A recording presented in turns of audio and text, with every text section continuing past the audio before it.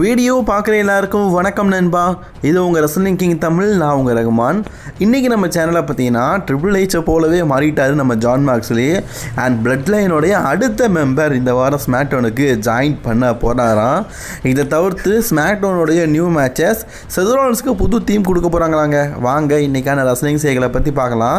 மறக்காமல் first time வச்சுக்கோங்க, subscribe பண்ணி பெல்லைக்கான கிளிக் பண்ணி வச்சுக்கோங்க. தினமும் ரெஸ்லிங் செய்யலை தமிழில் தெரிஞ்சுக்கோங்க.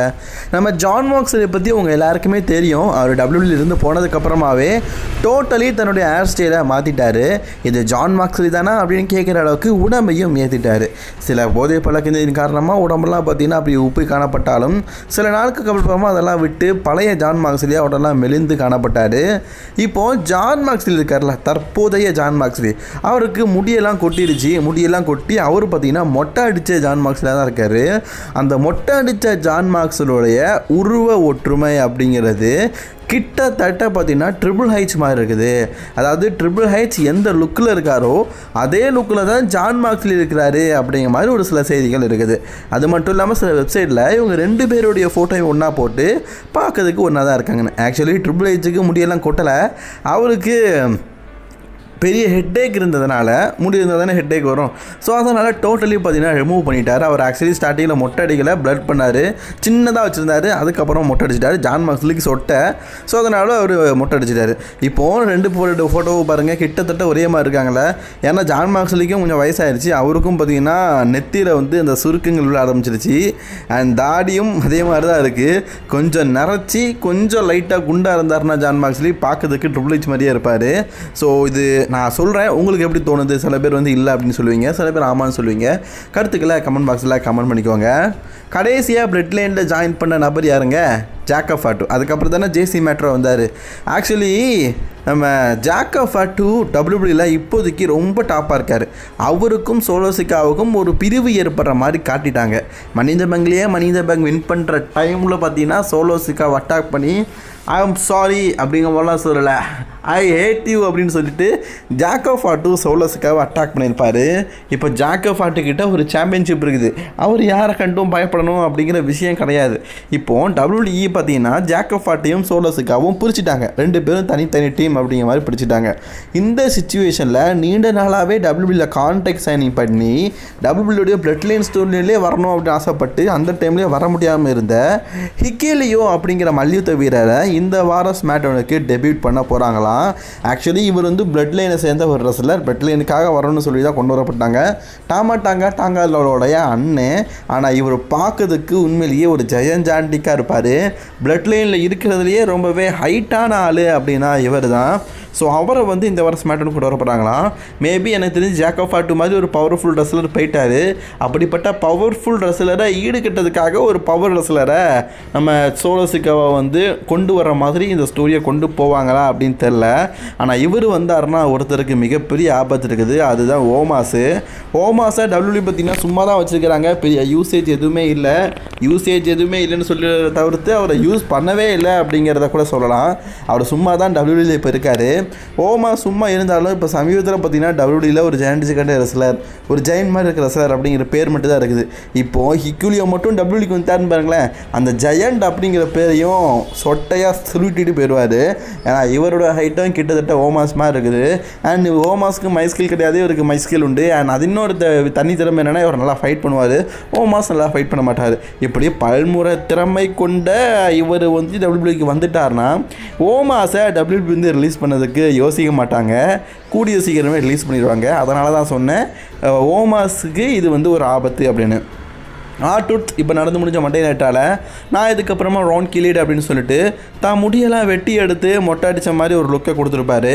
ஸோ ஆக்சுவலி அதுக்கப்புறமா பார்த்தீங்கன்னா பேக் ஸ்டேஜில் போனதுக்கப்புறமா ஸோ இருக்கிற முடியெல்லாம் கட் பண்ணிவிட்டு, அதாவது அரைக்குறையாக தானே இவர் கொண்டையை மட்டும் தானே விட்டுருந்தாரு. அந்த கொண்டையை எதுவும் சடையப்பா வளர மாதிரி இருந்திருக்கும். அந்த கொண்டையெல்லாம் வெட்டினதுக்கப்புறமா தன்னுடைய தற்போதைய லுக்கு எப்படி இருக்குது அப்படிங்கிறத ட்ரூத் வந்து ரிவீல் பண்ணியிருக்காரு. அந்த லுக்கு தான் இது. பாருங்கள் எப்படி இருக்குன்னு. என்னப்பா கார்மலைஸ் மாதிரியே இருக்காது மண்டே பின்னாடி ஒரு கொண்டை இருந்தால் கார்மலைஸோட ஹேர் ஸ்டைல் தான் அப்படின்னு தோணும். பட் ஆனால் பின்னாடி கொண்டை எதுவுமே இல்லை, இப்படி தான் மண்டையில் கிளம்பி விட்டுருக்காரு. கிளம்பி விட்டு அப்டூட் சாரி ராங் கில்லர் அப்படின்னு தான் சொல்லணும் போல இருக்குது. இந்த லுக்கை பார்க்கறதுக்கு உங்களுக்கு எப்படி இருக்குது? என்னை பொறுத்த வரைக்கும் நல்லா இல்லை, பழைய லுக்கு தான் நல்லா இருக்குது. ஸோ அதுக்கப்புறமா பார்த்தீங்கன்னா செத் ரோலன்ஸ் ப்ராலன் டவுன் அப்படிங்கிற செத் ரோலன்ஸ்லேருந்து மெசாயா தீம்லேருந்து இப்போ யூஸ் பண்ணிட்டு இருக்கிற செத் ஃப்ரிக்கிங் ரோலன்ஸ் தீம் வரைக்கும் எல்லாமே செத் ரோலன்ஸ்க்கு பக்கா. செத் ரோலன்ஸ் அந்த தீமை பார்த்து எடுத்து தான் தேர்ந்தெடுப்பார். செத் ரோலன்ஸுக்கு அந்த கிரியேட்டிவ் டீமும் உண்டு. இப்போது செத் ரோலன்ஸோட டீம் நல்லா தாங்க இருக்குது. பட் ஆனால் அவர் வச்சிருக்கிற பவர் டீமுக்கு இந்த டீம் வந்து செட் ஆகலையா.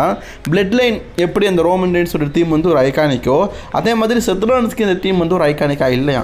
ஸோ அதனால் அந்த டீமோடைய ஒரு பேரும், அதாவது செத் ரோலன்ஸோடைய டீமுக்கு ஒரு பேர், அதே மாதிரி இந்த டீமுக்கு ஒரு தீம் மியூசிக் அப்படின்னு சொல்லிட்டு ரெண்டுத்தையும் கொண்டு வர போகிறாங்களாம். ஆக்சுவலி இந்த டீமை பார்க்கறதுக்கு நம்ம எல்லாருக்குமே எவல்யூஷன் டீமை பார்க்குற மாதிரி தான் இருக்குது. மேபி எவல்யூஷனை வச்சு சம்மந்தமான ஒரு தீம் மியூசிக்கை செத் ரோலன்ஸ் கொண்டு வரலாம். அண்ட் இந்த செத் ரோலன்ஸுக்கு ஒரு க்ரியேட்டிவ் ஐடியா மைண்ட் இப்போ கொடுத்துருக்குறாங்களா, அதாவது அவர் யோசிக்கிற ஒரு சில விஷயங்களை அவரே பண்ணலாமா ரோமன் ரெயின்ஸ் மாதிரி. அந்த வகையில் செத் ரோலன்ஸோடைய புதிய தீமை அவரே செலக்ட் பண்ணலான்னு சொல்லியிருக்கானுங்க. இதை கேட்ட பிறகு தான் வயிற்றில் பாலை காய்ச்ச மாதிரி இருக்குது. ஏன்னா சமீபத்தில் WWE யூஸ் பண்ண ஒரு சில தீம் மியூசிக்கில் பல தீம் மியூசிக் வந்து நல்லாவே இல்லை. பட் ஆனால் ஸோ ஜாக்கப் ஃபாட்டுடைய தீம் மியூசிக்காக இருக்கட்டும், டாங்காலோடைய தீம் மியூசிக்காக இருக்கட்டும், இதை செலக்ட் பண்ணுற உரிமையை நம்ம சோலோ சிகாட்டா கொடுத்தாங்க. அதனால் சூப்பராக செலக்ட் பண்ணார். அவரோட தீம் மியூசிக்கும் நல்லாயிருக்கும். இப்போது செத் ரோலன்ஸ் கிட்டையும் அந்த கிரியேட்டிவ் மைண்டை இதை கொடுத்துருக்குறாங்க, நல்லாயிருக்கும்னு நினைக்கிறேன். ஏன்னா சமீபத்தில் நியோமியாக இருக்கட்டும், ஸ்ட்ரீட் பவிஸாக இருக்கட்டும், அவங்களோட தீம் மியூசிக்லாம் ரொம்பவே கேவலமாக இருந்தது. மீந்தி ஒவ்வொரு ரெஸ்லரோட தீம் மியூசிக்கும் அப்படி இருக்கும். பட் ஆனால் இப்போ மொக்கையாக இருக்குது. நல்லவேளை செத் ரோலன்ஸ் கிட்ட இப்படி ஒரு கிரியேட்டிவ் ஐடியா மைண்டு கொடுத்துருக்காங்களே, அது வரைக்கும் ஒரு நல்ல விஷயம் தான். மொக்க பண்ணலையே. ப்ராக் லெஸ்னர் சமீபத்தில் பார்த்தீங்கன்னா அவருடைய மக கூட சேர்ந்து ரொம்பவே டைம் ஸ்பெண்ட் பண்ணிகிட்டு இருக்காரு. அது உங்கள் எல்லாருக்குமே தெரிஞ்ச விஷயம் தான். அந்த வகையில் பார்த்தீங்கன்னா இப்போ சமீபத்தில் வெளியில் எங்கேயோ ரெஸ்டாரண்ட் எங்கேயோ போயிருக்காங்க போல இருக்குது. அப்போது நம்ம ப்ராக் லெஸ்னர் மற்றும் அவருடைய பொண்ணு இவங்க 2 பேருமே சேர்ந்து வெளியில் சுற்றி தெரிஞ்சுட்டு இருக்காங்க. அப்போது அவங்களுடைய ஃபோட்டோவை பார்த்தீங்கன்னா ஃபேன்ஸ் வந்து எடுத்துருக்குறாங்க. அந்த ஃபோட்டோவை தான் நீங்கள் பார்க்குறீங்க. ப்ராக் லெஸ்னர் பார்க்கறதுக்கு மிந்தி எப்படி இருந்தாரோ அப்படியே இருக்கார். உங்களுக்கு என்ன தோணுது அப்படிங்கிறத மறக்காமல் கமெண்ட் பாக்ஸில் கமெண்ட் பண்ணிக்கோங்க. எனக்கு ப்ராக் லெஸ்னரை பார்க்கும்போது பழைய ப்ராக் லெஸ்னர் மாதிரி தான் இருக்கிறாரு. பட் நான் முடியெல்லாம் நல்லா வளர்த்துருக்காரு. WWE பார்த்தீங்கன்னா ஸ்மாக்டவுனை வந்து ஜூலை மந்த் வந்து ஒரு ப்ரீமரி ஷோவாக கன்ஃபார்ம் பண்ணிக்கிறாங்க. அந்த ப்ரீமரி ஷோவில் பார்த்தீங்கன்னா நம்ம எதிர்பார்க்காத ஒரு மேட்சை கன்ஃபார்ம் பண்ணிக்கிறாங்க. குந்தர் வெர்சஸ் ஜே ஊசோக்குள்ள வேர்ல்டு ஹெவிவெயிட் சாம்பியன்ஷிப்பை WWE பார்த்தீங்கன்னா அஃபிஷியலி கன்ஃபார்ம் பண்ணிக்கிறாங்க. இதே மாதிரி நம்ம லீவ் மோர்கன் இருக்கிறாங்கல்ல, அவங்களுக்கும் ரேக்கல் ராட்ரிகஸுக்கும் சாரி ரியா ரிப்ளைக்கும் ஒரு சாம்பியன்ஷிப் மேட்ச் கிடையாது. இது ஒரு நார்மல் மேட்ச் தான். இந்த சாம்பியன்ஷிப் வந்து சாம்பியன்ஷிப் மேட்ச், இது நார்மல் மேட்ச். இது அஃபிஷியலி கன்ஃபார்ம் பண்ணியிருக்கிறாங்க. என்ன ஒரு சோகமான விஷயம்னா இது வந்து WWE வந்து ஸ்மாக்டவுன் முடிஞ்சதுக்கப்புறமா ஆஃபேரில் கன்ஃபார்ம் பண்ணியிருக்கிறாங்க. J Uso versus Gunder match முதல்ல ரசல்மேனியாவில் நடந்து, அதுக்கப்புறம் ரா மெயின் இவென்ட்டில் நடந்து, இப்போ டாக் ஷோ அளவுக்கு போயிட்டு, இதுக்கப்புறமா இதை எந்த அளவுக்கு கேவலமாக கொண்டு போவாங்கன்னு தெரில. ஜே ஊசோயை கலத்தி விட்டுட்டாங்க போல WWE. அண்ட் ஓகே ஃப்ரெண்ட்ஸ், இன்றைக்கான ரசலிங் சேலோட தான் பிடிச்ச நிறைய பண்ணிக்கோங்க. தொடர்ந்து பக்கத்தில் சப்ஸ்கிரைப் பண்ணிக்கோங்க.